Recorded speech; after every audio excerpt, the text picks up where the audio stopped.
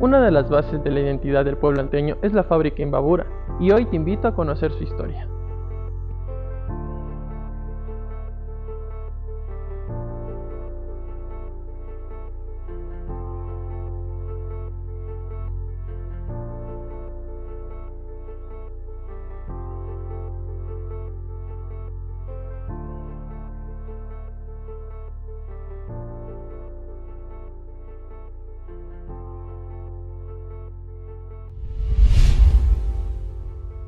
Toño antes no existía. Lo que existía es Atuntaqui antes de la llegada de la fábrica. Atuntaqui era un pueblo de arrieros, ¿sí? Un pueblo de arrieros que su dinámica la gestaba o se desarrollaba a través de esta importante actividad de esa época. Recordemos que ser arrieros en esa época es más o menos el símil de hoy día como ser transportista de carga pesada. Los arrieros anteños se trasladaban a todas las ciudades del Ecuador e inclusive Colombia y norte del Perú con los productos para los que eran contratados a llevar o a traer, ¿no? Y claro, esta arriería la desarrollaban conjuntamente con la agricultura. Al inicio se consideró Cotacachi Chorlaví para la construcción de la fábrica Imbabura, pero en un momento al final se decidió hacerlo en un lugar llamado Caserío de Lourdes.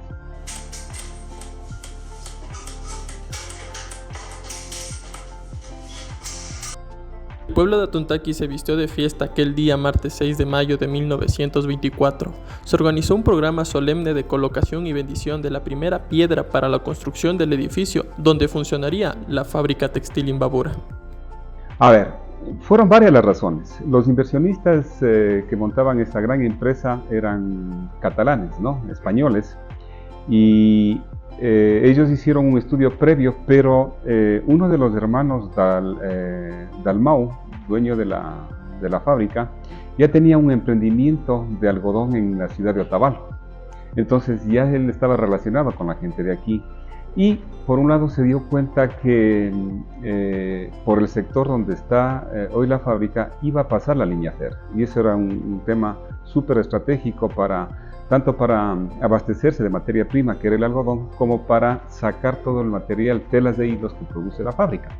Una de las razones. Otra de las razones es que Atuntaqui ya tenía una fama de ser un pueblo de gente muy trabajadora, gente muy honrada y trabajadora. Y con una particularidad, que no había muchos indígenas en Atuntaqui, en el casco urbano de Atuntaqui. Y claro, uno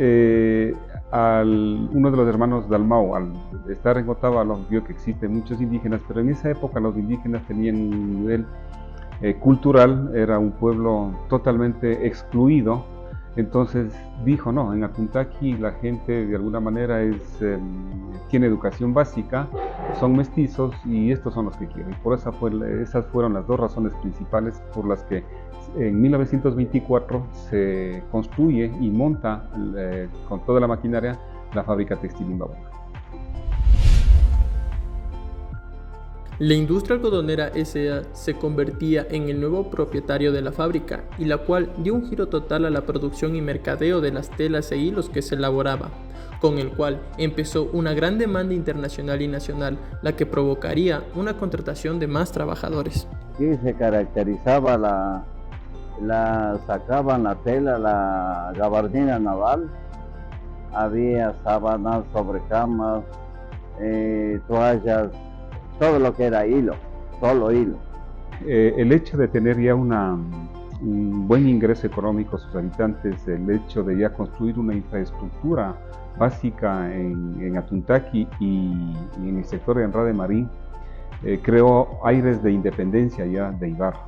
Y claro, obviamente Ibarra se oponía a la cantonización de Atuntaqui, pero la gente de Atuntaqui, los comités pro cantonización y en general las fuerzas vivas de Atuntaqui no desmayaron nunca. Se sentían autosuficientes, se creó o había ya luz eléctrica, se creó el parque, se construyó la plaza y toda una infraestructura, diría yo, que dio lugar a que en 1935 venga una comisión presidida por Pablo Arturo Suárez e hiciera un informe socioeconómico de Atuntaqui. A toda la provincia de Ibarra, de todas partes venían a trabajar aquí. Entonces, según conversaciones, que esta empresa le agrandó más al cantón Antonio Ante. Entonces, por intermedio de la fábrica fue que se cantonizó se hizo el cantón Antonio Ante. Y la empresa de ferrocarriles también, pues que como antes no había la Panamericana, entonces se transportaba por el tren. Eso fue un cambio brusco en la vida de la gente de Atuntaqui, pero eso tuvo un beneficio fundamental en la medida en que tenían ya un trabajo fijo, un sueldo fijo. En ese entonces se pagaba semanalmente a la gente. Entonces, el tener un sueldo semanal fijo hacía que económicamente se estabilice el sector de Atuntaqui. Y esta estabilidad económica dio un bienestar social, dio un bienestar económico, de tal manera que en Atuntaqui se respiraba mucha cultura, había obras de teatro, había gente que tocaba varios instrumentos que formaban estudiantinas, grupos de cámara, etc. Y claro, esto llevó a que al consolidarse Atuntaqui ya como un pueblo quieran ser cantón. Todavía eran ciudad de Atuntaqui, querían ser el cantón Atuntaqui, no se escuchaba nada de Antonio Ante. Porque Antonio Ante es un prócer de la independencia que nació en Mutuquí, pero nada tenía que ver con Atuntaqui. La fábrica Imbabura fue uno de los ejes y motores para el desarrollo socioeconómico de Atuntaqui y sin duda fue uno de los fundamentos y argumentos decisivos para aprobarse su cantonización. En 1938, cuando realmente se cantoniza, pero lamentablemente no con el nombre de Atuntaqui, porque así lo quería la gente de ahí. De alguna manera fue impuesto el nombre de Antonio Ante, pero a cambio de que se cantonice no había ningún problema. Entonces ya se tenía el cantón Antonio Ante con su cabecera cantonal, que era Atuntaqui, y la parroquia de Anra de Marín, que en 1935 pasó a ser rural del cantón Ibarra, ahora pasa a ser urbana de Atuntaqui. Claro, también hubo molestia de los marinenses en el sentido de pertenecer a Atuntaqui. Ellos querían de inicio seguir perteneciendo a Ibarra.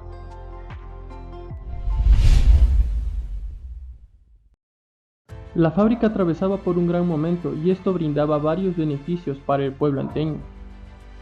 Definitivamente la época dorada de la fábrica fueron las décadas de los 30, 40 y 50. Fueron 30 años de esplendor, diría, donde en su momento hubo más de 1000 trabajadores, entre hombres y mujeres, que le dieron una dinámica y un desarrollo social y económico, no solamente al cantón, yo diría a la provincia inclusive. Cuando estuvo en manos de un gerente alemán, Otto Seifer, obviamente al ser alemán tenía un orden, una disciplina, imponía una calidad de trabajo que hizo que sea tan productiva la fábrica que sus productos inclusive llegaban al exterior. Y si a eso le sumamos el hecho de que en 1929 ya llegó el tren al sector de Anra de Marín, pues eso mejoró la comercialización de los productos de la fábrica, las telas de hilos. En la década de los 30, 40 y 50, la calidad de sus productos, el buen sistema de mercadeo, el prestigio y acogida de sus telas permitió a la fábrica y a sus trabajadores disfrutar de una estabilidad económica reflejada en un sistema de vida material.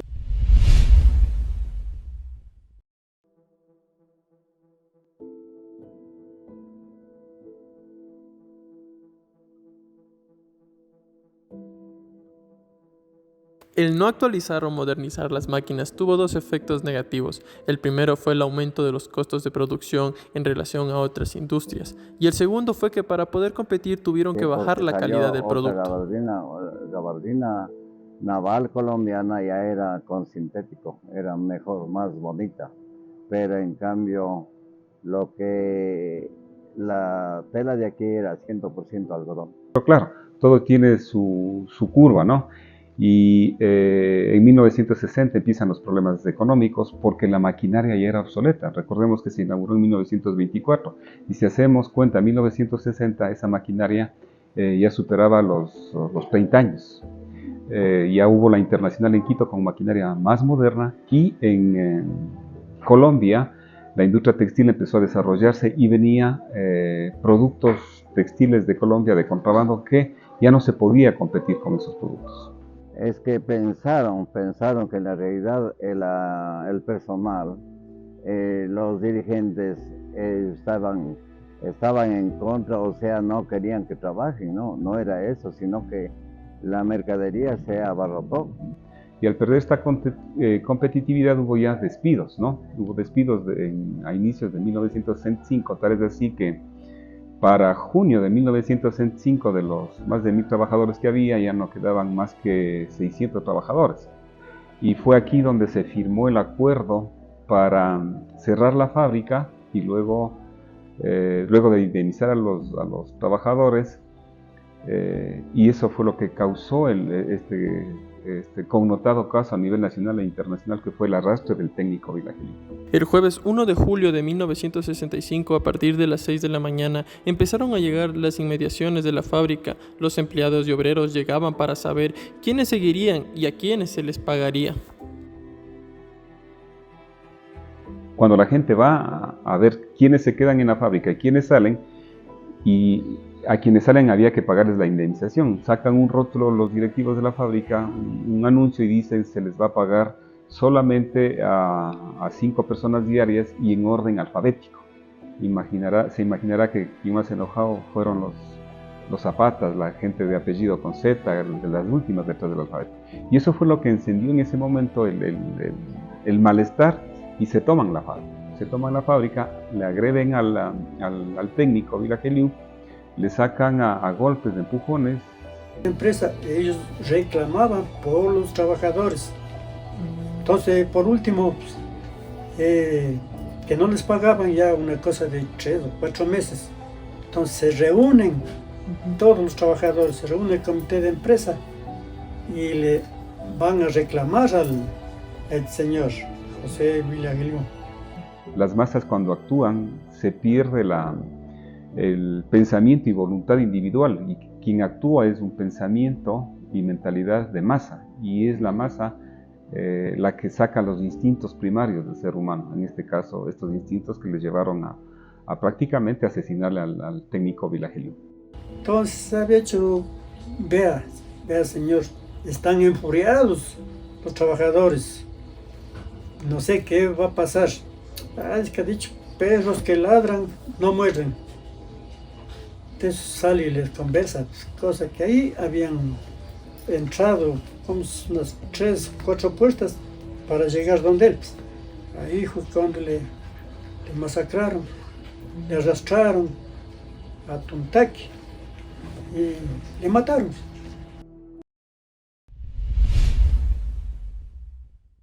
Después de la muerte del técnico Vilageliu, las operaciones en la fábrica se suspendieron por completo, dejando así a más de 600 trabajadores en el desempleo.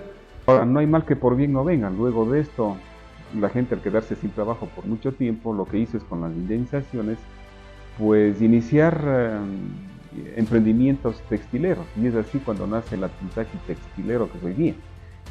Con ese dinero de las indemnizaciones, la gente puso su tallercito con sus familiares, a trabajar con sus familiares, compraron una maquinita, y claro, tenían que hacer lo que saben hacer, cuestiones relacionadas a la industria textil. Después de la caída de la fábrica,